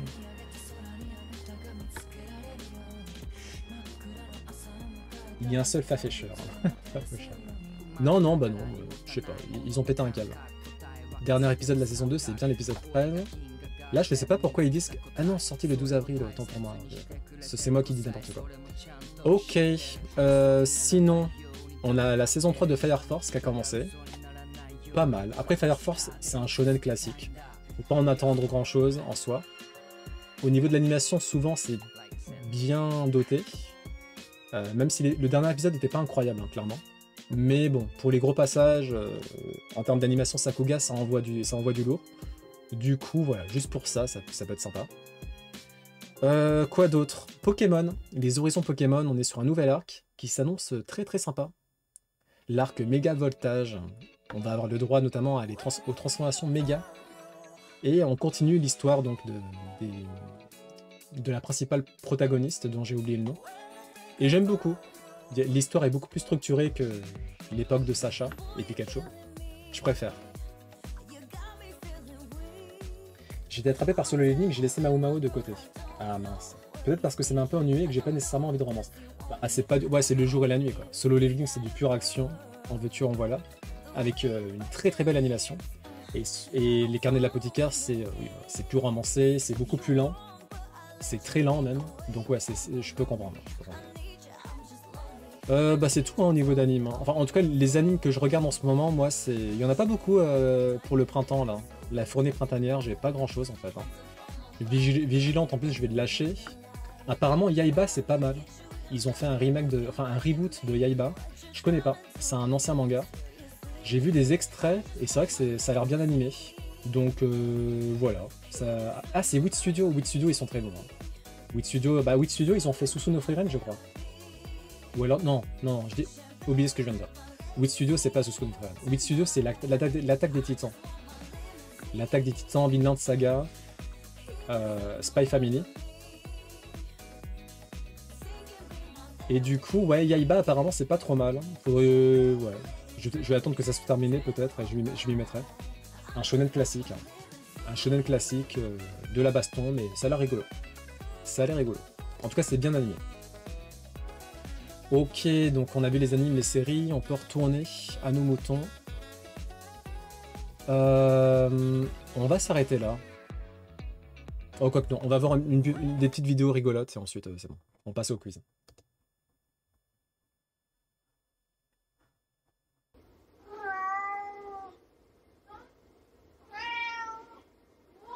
Donc ça, c'est le chat d'une propriétaire qui affirme ne pas pouvoir être capable de faire tourner sa roue tout seul.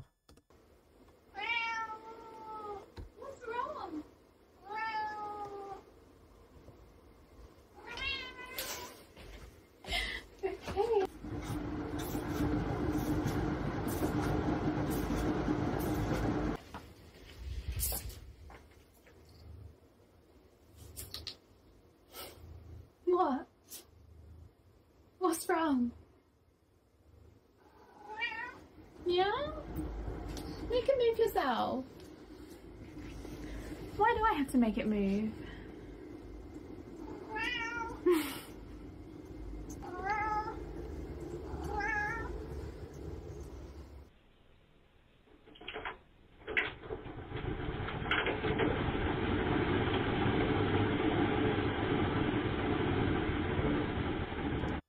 Quelle supercherie, hein. Quelle supercherie quand même. Et on va regarder une autre vidéo de chat, voilà, comme ça au moins c'est fait. Alors apparemment, si vous avez un chat ou une chatte, ne jamais pointer du doigt ces félins, sauf si vous n'éprouvez aucune importance à votre vie.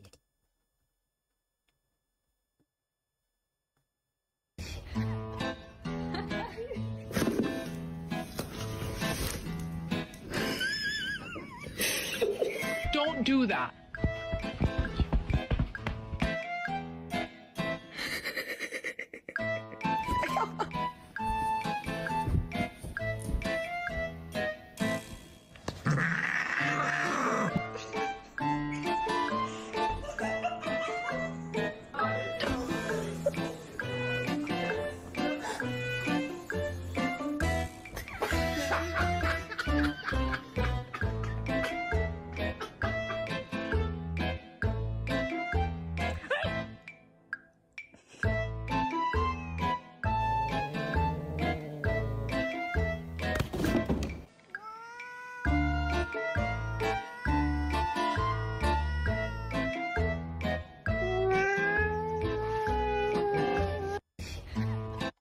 Drôle. C'est plus marrant quand c'est l'humain qui le fait. Ah bah oui. Bon. Pauvre bébé. C'est l'heure du quiz, la fête est lancée. Tous ensemble pour gagner, pas question de freiner. C'est l'heure du quiz, en avant explorons les étoiles nous guident vers mille horizons. Moi, je fais ça à mon chien, il comprend tout de suite que je suis sérieux. Après, les chiens, ils sont plus... comment dire? Ils sont moins rebelles que les chats, quoi. Les chats, ils vont toujours avoir envie de te rentrer dans le lard, quoi. Enfin, j'ai l'impression, hein. C'est le quiz, on va faire celui-ci. Non, il a l'air facile. Et je crois qu'on l'a fait il y a pas si longtemps. Non, non. Ouais, on l'a fait il y a pas si longtemps. On peut refaire celui-ci, peut-être. Il a l'air dur, hein. Il a l'air dur, celui-là.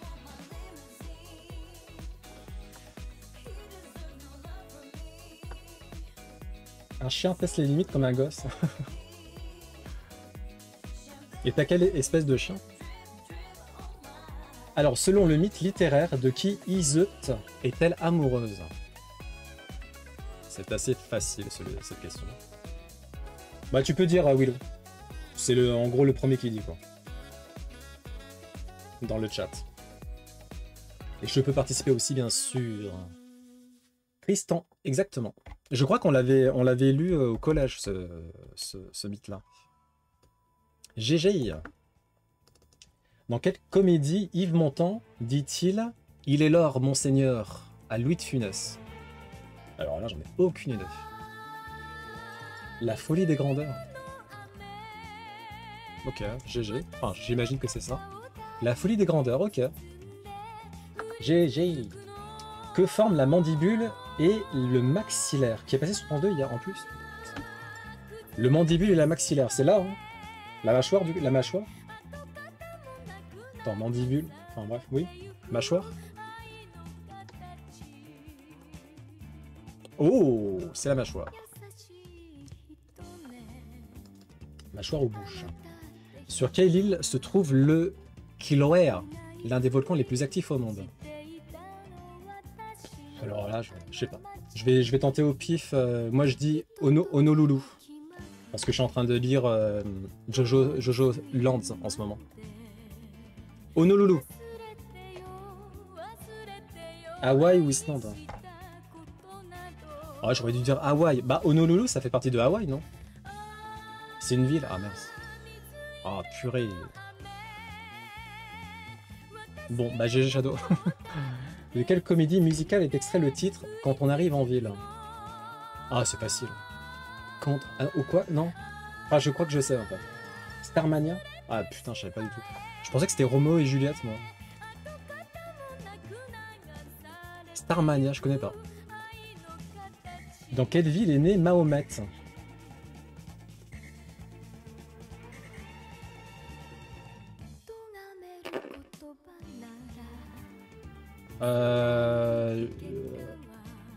La Mecque. Ah.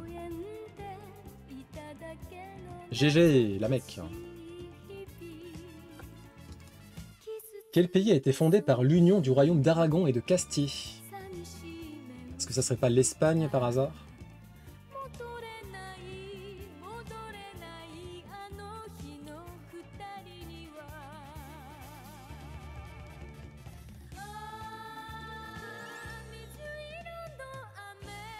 Espagne?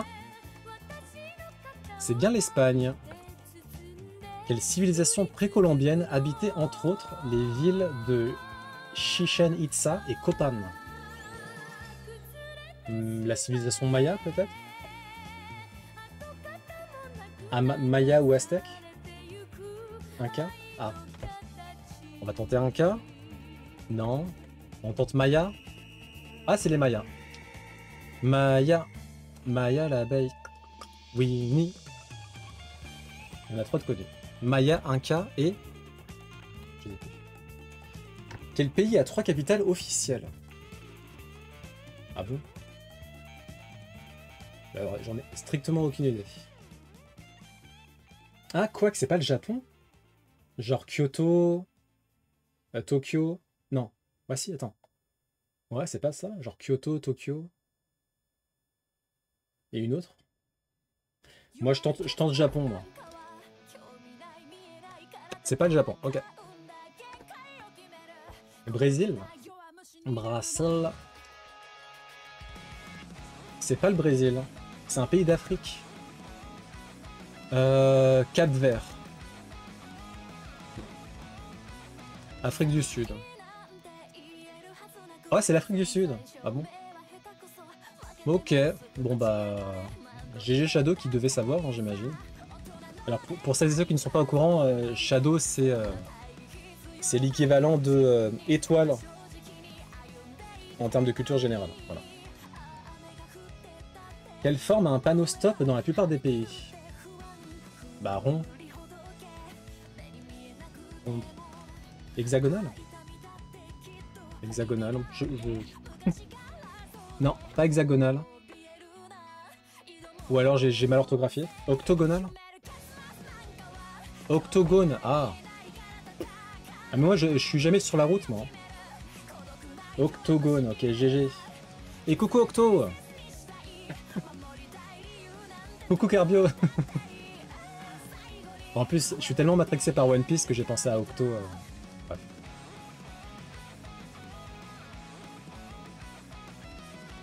Hexa c'est 6, Octo c'est 8. Ah. Octi. Merde, qu'est-ce que j'ai fait là? Ah putain, j'ai répondu à une question sans le vouloir. Bon. Comment se nomme l'habit traditionnel écossais masculin semblable à une jupe? Ah, le kilt, ok d'accord, bah c'est bon. Bien joué, c'est bien ça. Bah moi j'ai répondu à quelle molécule appelle-t-on par plaisanterie monoxyde dihydrogène? L'eau. Voilà, j'ai répondu sans faire exprès. My bad. Qui est le commandant du Nautilus? Jean Costo? Jean Cocteau? Jean Costo? Nemo, rien à voir. Le capitaine Nemo, ah oui, rien à voir. GG. Selon la superstition, combien de temps de malheur subirait-on en brisant un miroir? Ça c'est facile. Ça c'est easy.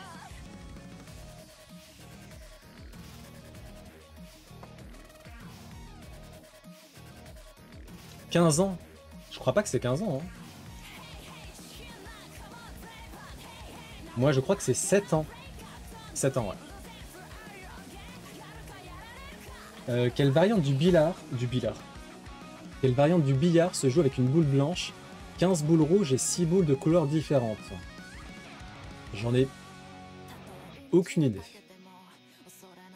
Moi je connais que le billard, hein. Je connais pas d'autres variantes. Attends, une variante du billard, une boule blanche, 15 boules rouges, 6 boules de couleurs différentes. Je vois pas du tout. Je vois pas du tout. Aucune idée.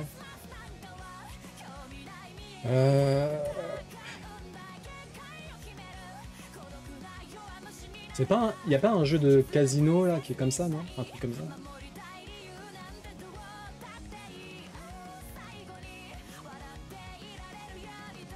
Snooker. Snooker, putain, je connais pas du tout. GG. GG Shadow. Snooker, c'est quoi ce truc? Ah, ok. C'est une variante, c'est littéralement une variante de du billard. Autant pour moi. Il se joue à 2. Ah, c'est en équipe de 2, ok. Intéressant.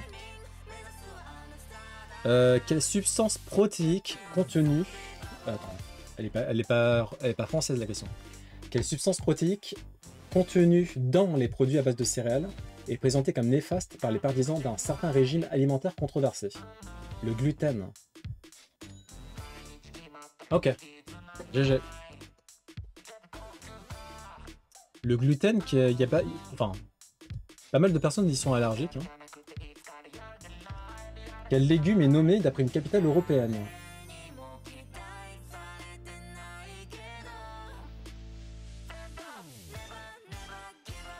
Ah, Bruxelles, mais oui, putain, j'aurais pu l'avoir, ça. Ah, c'est pas Bruxelles? Bah...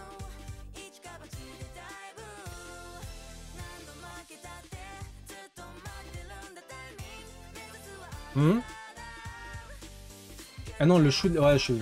Autant pour moi. Que représente la harpe sur les armoiries du roi Charles III? J'adore les choux de Bruxelles. Je suis pas fan, moi. Que représente la harpe sur les armoiries du roi Charles III? Je sais pas, l'harmonie. Non. La beauté. Non. Le pays de Galles. Non, c'est pas le pays de Galles. L'Irlande. C'est bien l'Irlande. GG. Ok, donc l'Irlande peut être symbolisée à travers la harpe. Ok. GG. Quel sport joue-t-on dans la LNH, NHL en anglais, dont le trophée le plus prestigieux est la Coupe Stanley? Le hockey. Ok. GG. C'est bien le hockey. Et enfin, quel système de numérotation n'utilise que des 0 et des 1? Oh putain, ça je laisse. Bah c'est le système informatique quoi, mais... Ah, j'ai un trou de mémoire. Normalement je l'ai, mais je l'ai plus. Le système binaire. Bah. GG 20 sur 20, incroyable.